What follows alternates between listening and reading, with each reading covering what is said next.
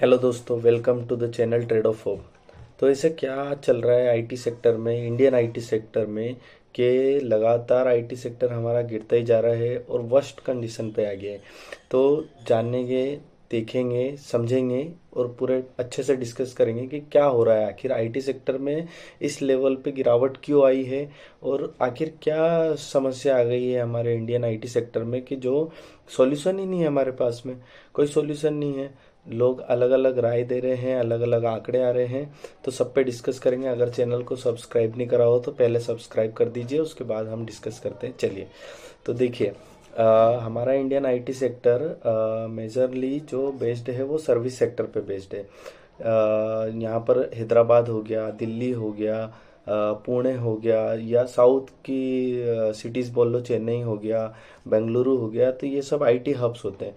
ठीक है, यहाँ पर मैक्सिमम जो है आईटी की बड़ी बड़ी कंपनियां जो है वो अपना काम करती है। अब कोविड 19 के बाद में, जब कोविड आया था हमारा, तो कोविड के बाद में आईटी सेक्टर में अच्छी ग्रोथ देखने को मिली थी।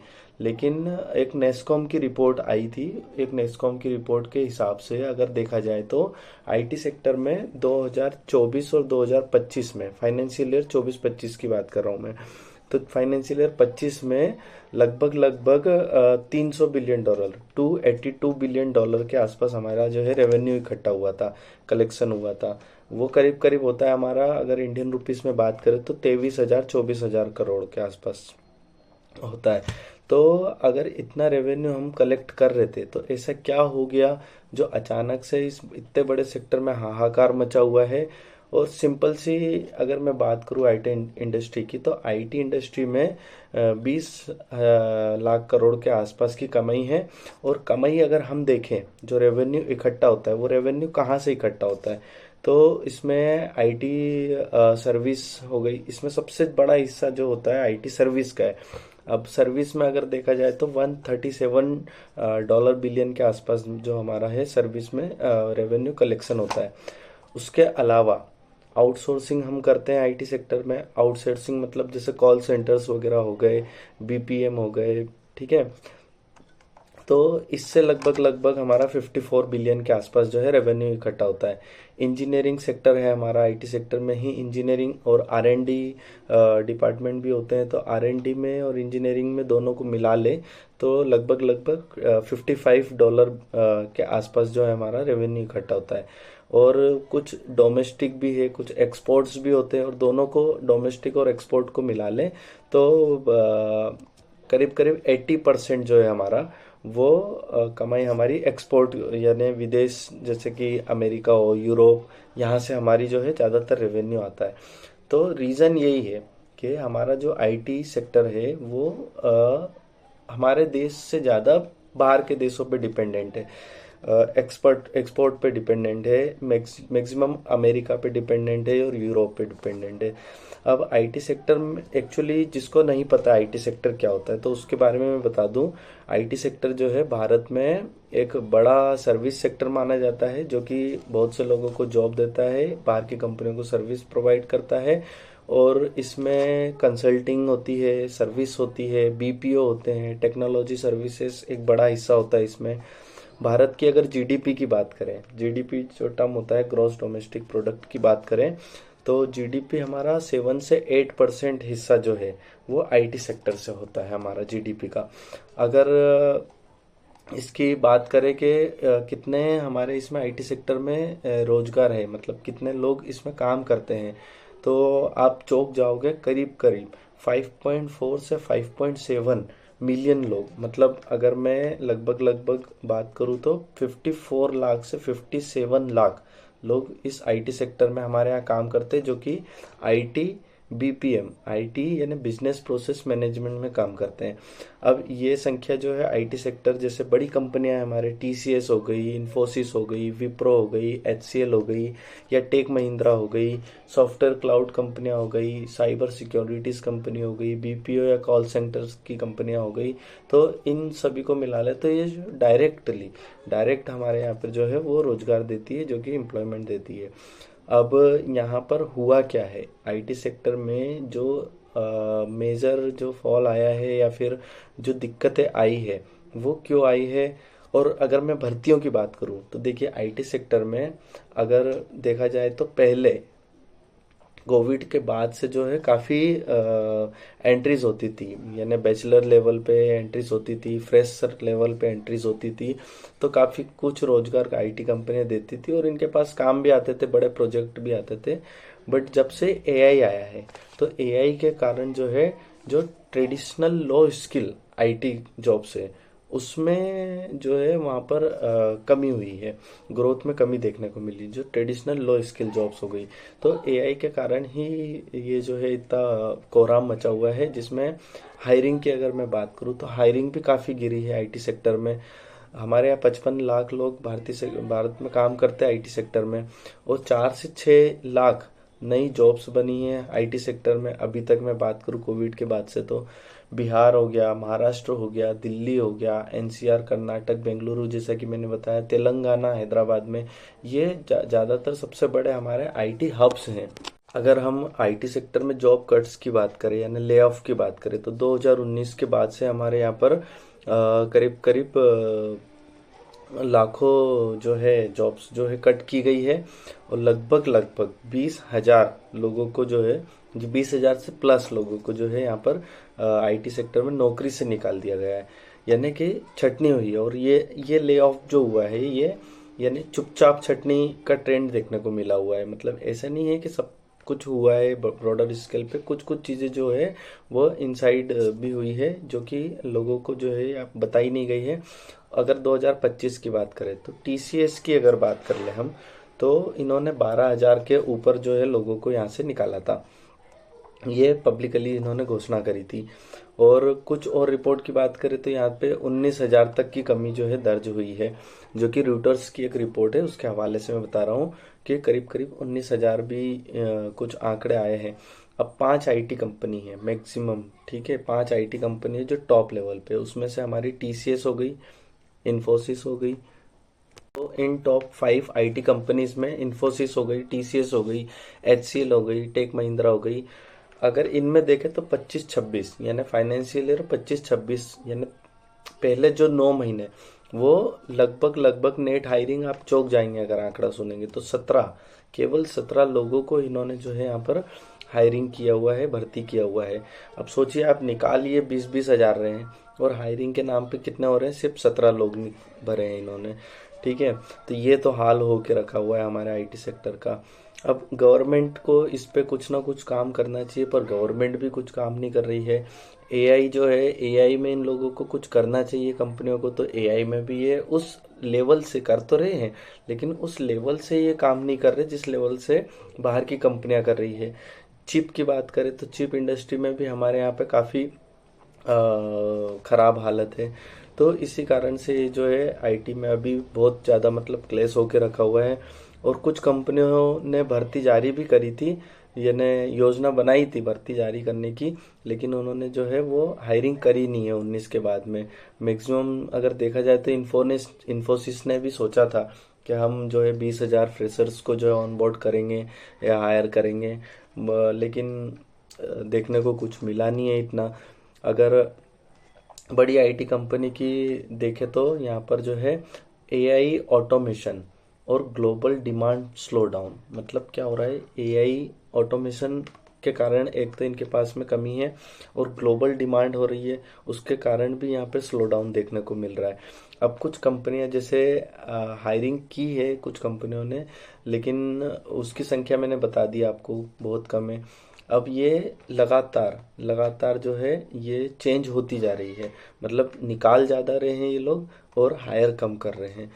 अब आगे अगर हम बात करें तो एआई की, तो एआई में अभी एक सर्वे आया था, कौन सा सर्वे था वो, उस सर्वे के हिसाब से जो है 80% भारतीय कंपनियां, 80% भारतीय आईटी कंपनियां जो है वो यहाँ पर एआई का यूज़ तो कर रही है, लेकिन 60-65% जो है आईटी और टेक्नोलॉजी कंपनियां एआई को अपनाने में सक्रिय, मतलब उनको एडॉप्ट करने में जो है वो वहाँ पर सक्रिय है। मतलब अगर देखा जाए तो 80% भारतीय कंपनियां तो एआई का उपयोग कर रही है, but 60-65 percent he IT company जो है वो अभी एक्टिवली जो है वहाँ पर उसको एडॉप्ट कर रही है। अब एआई के कुछ पायलट प्रोजेक्ट भी चला रही है ये कंपनियां। इसमें अगर टीसीएस, इन्फोसिस, विप्रो, एचसीएल की बात करें या फिर हमारे टेक महिंद्रा की बात कर लें, तो यहाँ पर काफ़ी कुछ एआई में हो रहा है। एआई अडॉप्ट करने की कोशिश कर रहे हैं या फिर एआई बेस्ड सर्विसेज अपनाने की कोशिश कर रहे हैं। ऑटोमेशन सॉल्यूशन की डिमांड बढ़ रही है। अब जो हमारे मैक्सिमम क्लाइंट है वो हमारे या तो यूरोप से हैं, यूके से हैं या फिर यूएस से हैं। तो आपको पता ही है अभी यूएस में क्या कुछ हुआ है। यहाँ पर H1B वीज़ा का अलग लफड़ा करके रखा हुआ है ट्रम्प ने। या फिर हम बात करें सर्विस सेक्टर में, तो सर्विस सेक्टर में एक अभी नया कंपनी का नाम आया था जिसने बोला है कि हमने कुछ ऐसा टूल डिज़ाइन किया हुआ है जो कि हमारा स्क्रीन भी वो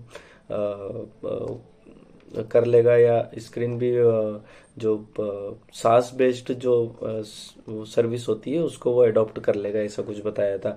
यहाँ तक कि उसने ये बोल रहा है कि स्क्रीन कंट्रोल भी कर लेगा, माउस कंट्रोल भी कर लेगा और आपका कीबोर्ड भी कंट्रोल कर लेगा। ऐसा कुछ उसने एआई ड्रिवन टूल बनाया है। अब यहाँ पर कुछ लीगेसी सॉफ्टवेयर जो है वो लीगेसी सॉफ्टवेयर में भी कुछ दिक्कतें हैं।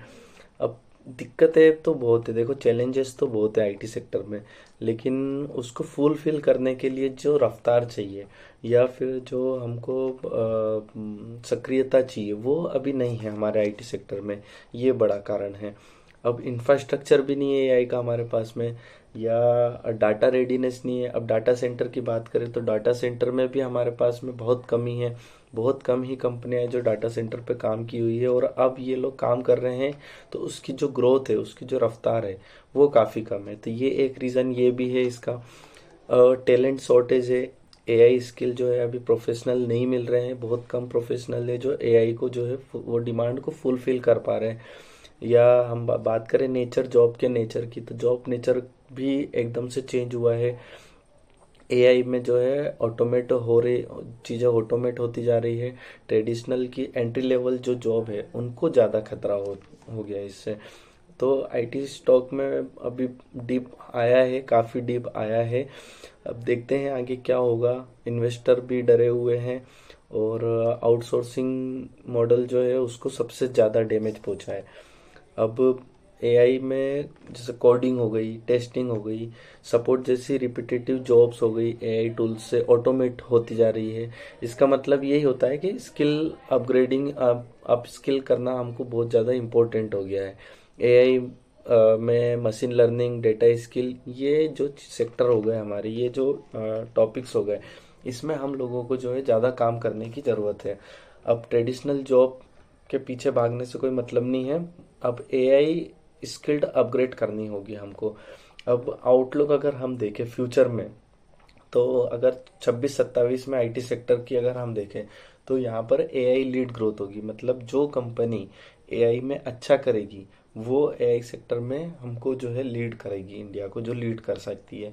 डिजिटल ट्रांसफॉर्मेशन में लीड करेगी, या एआई सर्विस में। अभी तक हमारी जो एआई सर्विस होती है वो आईटी सेक्टर में वो एआई बेस्ड नहीं है। अब एआई बेस्ड सर्विस हमको प्रोवाइड करनी पड़ेगी, या फिर हमारा खुद का एआई टूल बनाना पड़ेगा। तो बहुत सारी चीज़ें हैं जो हमको अडॉप्ट करनी पड़ेगी, और कर रही है कंपनी, ऐसा नहीं है कि नहीं कर रही है। मशीन लर्निंग वगैरह में भी काम हो रहे हैं, स्किल्स बढ़ाने में काम हो रही है, ट्रेनिंग्स वगैरह। आईटी सेक्टर में जो भी कंपनियां आती है वो अपने एम्प्लॉयज़ को ट्रेनिंग वगैरह दे रही है एआई, आर्टिफिशियल इंटेलिजेंस पे। तो काफ़ी हद तक सुधार करने की कोशिश हो रही है, बट गवर्नमेंट को भी इसमें कुछ करना चाहिए। गवर्नमेंट इसमें अभी बिल्कुल कुछ नहीं कर रही है। टीसीएस की बात करें तो टीसीएस के पास भी अभी 600 से ज़्यादा जो है यही प्रोजेक्ट है, उस पर वो काम कर रही है। विजडम नेक्स्ट आया था, विजडम नेक्स्ट कॉग्निक्स करके एआई प्लेटफॉर्म में वो बनाए थे, और काफ़ी हद तक जो है टीसीएस में देखने को मिल रहा है। हनीवेल के साथ में पार्टनरशिप की हुई थी इसने। इन्फोसिस की अगर हम बात करें तो इन्फोसिस में भी टोपाज और कुछ छोटे लैंग्वेज मॉडल जैसे एसएलएम्स के जैसे टूल विकसित किए हुए हैं इन्होंने। अब फोकस जो है वो हमारा एआई पे ज़्यादा है, तो एआई स्किल की ट्रेनिंग पे ज़्यादा फोकस हो रहा है।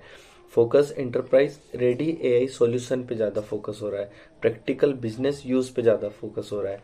बैंकिंग की बात कर रहे हैं, हेल्थ केयर, ये सब एआई बेस्ड जो है ऑटोमेशन होते जा रहे हैं। विप्रो, अगर विप्रो की बात करें तो विप्रो में भी कुछ अच्छे गूगल क्लाउड, माइक्रोसॉफ्ट या गिट हब जैसे पार्टनर्स के साथ में भी कोलैबोरेशन हुआ है इनका। हेल्थ केयर, टेलीकॉम, रिटेल, इन सब सेक्टर्स में जो है वो एआई सॉल्यूशन अच्छा ये इम्प्रूव करने की कोशिश कर रहे हैं। एचसीएल टेक भी अच्छा काम कर रही है। वहीं अगर हम बात करें आईटी सेक्टर में, रोल जो है एआई का वो एक्सपेरिमेंटल नहीं है, ये real business service sector role होना चाहिए। ऑटोमेशन, एनालिटिक्स या प्रिडिक्टिव मॉडल मॉडल हो गए या ऑटोनोमस सिस्टम्स हो गए। अब माइक्रोसॉफ्ट को पायलट जो आया है वो ऐसे टूल हैं जो बड़े पैमाने पर डिप्लॉय करते जा रहे हैं। इसमें लाइसेंस जो है वो 2 लाख प्लस लाइसेंस जो है हमारे, वो हमारे प्रोडक्टिविटी को बढ़ावा दे रहे हैं। अब यहाँ पर एक और क्वेश्चन आता है कि कंपटीशन जो है वो हमको करने में इतनी दिक्कतें क्यों आ रही है। सबसे पहली चीज तो हमारे यहाँ पर लो कॉस्ट आउटसोर्सिंग मॉडल पे काम करता है। इंडिया जो है, इंडियन आईटी सेक्टर में वो हमारे यहाँ पर जो मॉडल काम होता है वो लो कॉस्ट आउटसोर्सिंग मॉडल, हमारे यहाँ सस्ते एम्प्लॉयज मिल जाते हैं। और यूरोप और अमेरिका की कंपनियां जो है वो हाई वैल्यू एआई प्रोडक्ट चाहती है, तो यहाँ पर भी दिक्कत है। हमारे जो हाई प्रोडक्ट एआई के जो प्रोडक्ट है वो हाई वैल्यू वाले नहीं है। कोडिंग भी हमारे यहाँ पर सस्ती है। अब सास जो आईटी सेक्टर से आता है उसको पता होगा मैं क्या बात कर रहा हूँ, सास स्टार्टअप्स के बारे में, तो वो उस पर भी मार्जिन हो रहा है, उस पर भी ज़्यादा काम हो रहा है। सर्विस हैवी मॉडल्स है हमारे यहाँ पे, उस पर ज़्यादा डिपेंड हो रहे हैं। अब यूएस में ओपन एआई हो गया, गूगल का एआई, माइक्रोसॉफ्ट हो गया, ये अपने खुद के जो है वो फाउंडेशन मॉडल बना रही है। और इंडियन आईटी सेक्टर में ज़्यादातर इन प्लेटफॉर्म पर सर्विस बिल्ड कर रहे हैं हम, ना कि एआई पे काम कर रहे हैं, एआई बिल्डिंग पे काम कर रहे हैं। अब कोर एआई आरएनडी में अभी इंडिया बहुत पीछे है, ये एक मेजर कारण है। अब देखना होगा क्या होता है। बाकी ऐसा नहीं है कि आईटी सेक्टर हमारे यहाँ पर बहुत वर्स्ट लेवल पे चले जाएगा या फिर कंपनियां खराब हो जाएगी, ख़त्म हो जाएगी, ऐसा कुछ नहीं है। मेरा मानना है कि आईटी सेक्टर जो है वो आने वाले लेवल पे बहुत अच्छा ग्रोथ भी कर सकता है। और अभी इसमें काफ़ी हद तक हमारे पास में एग्जीक्यूशन पावर और स्केल अभी भी स्ट्रांग है हमारे यहाँ पर। ग्लोबल कंपटीशन तो है, बट एआई इनोवेशन और प्रोडक्ट क्रिएशन में हम और भी अच्छा कर सकते हैं। अभी एआई समिट हुई है, अगर आप चाहोगे तो मैं एआई समिट पे भी एक वीडियो बना दूंगा, उस पर भी आपको एक अच्छी सी जानकारी दे दूंगा कि क्या हुआ एआई समिट में, कौन सी कंपनियां जो आई है। और अगर वीडियो अच्छा लगा हो तो लाइक कर देना, सब्सक्राइब नहीं किया हो तो चैनल को सब्सक्राइब कर देना। और ऐसे ही आने वाले वीडियो के लिए जो है बेल आइकन जरूर से प्रेस कर देना। और अगर कमेंट में आपको कुछ सुझाव लगता है तो प्लीज़ कमेंट में ज़रूर बताना। तब तक के लिए हम मिलते हैं नेक्स्ट वीडियो में, तब तक के लिए बाय।